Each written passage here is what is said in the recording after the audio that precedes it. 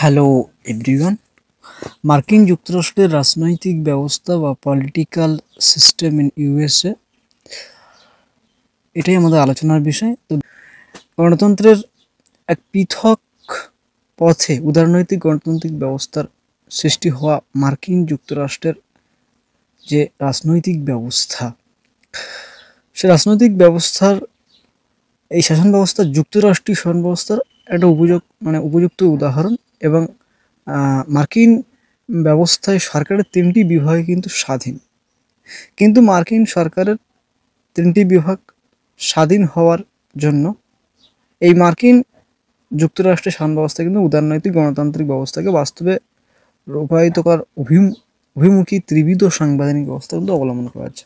এই ত্রিবিধ ব্যবস্থা হলো ক্ষমতা স্বতন্ত্রীকরণ নীতি, সেপারেশনস অফ পাওয়ার্স, নিয়ন্ত্রণ আর ভারসাম্য নীতি, principles of checks and balance,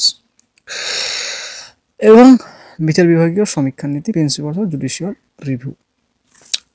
মার্কিন যুক্তরাষ্ট্রে ক্ষমতা স্বতন্ত্রীকরণ নীতি কিন্তু স্বীকার করা হয়েছে, এবং মার্কিন শাসনতন্ত্র রয়েছে তখন ব্রিটিশ উপনিবেশিক শাসনের বিরুদ্ধে প্রতিক্রিয়া স্বরূপ ক্ষমতা স্বতন্ত্রীকরণ নীতিকে কিন্তু গ্রহণ করেছিল।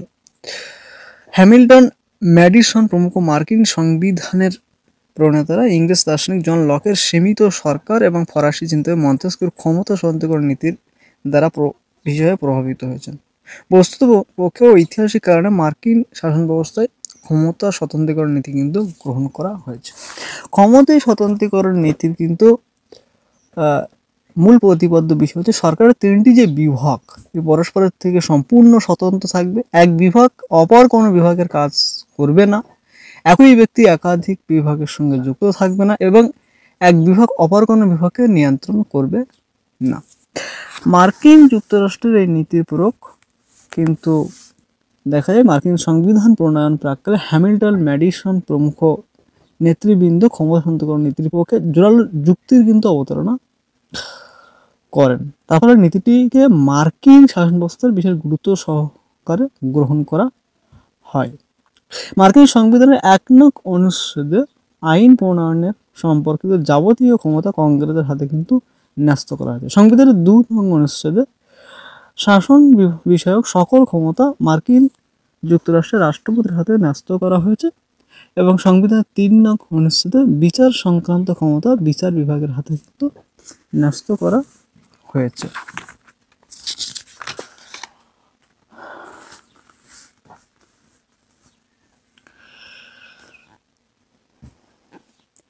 এবং বাস্তব ক্ষেত্রে কিন্তু মার্কিন যুক্তরাষ্ট্রের ক্ষমতা স্বতন্ত্রীকরণ নীতির কিন্তু যত প্রয়োগ কিন্তু তবে ঘটেই না, এবং মার্কিন শাসন ব্যবস্থায় সরকারের 3টি বিভাগের মধ্যে পারস্পরিক সহযোগিতা বহু ক্ষেত্রে আছে। নিয়ন্ত্রণ আর ভারসাম্যের নীতি প্রয়োগের ফলে সরকারের প্রতিটি বিভাগই অপর দুটো বিভাগের দ্বারা অল্প বিস্তর নিয়ন্ত্রিত হয়।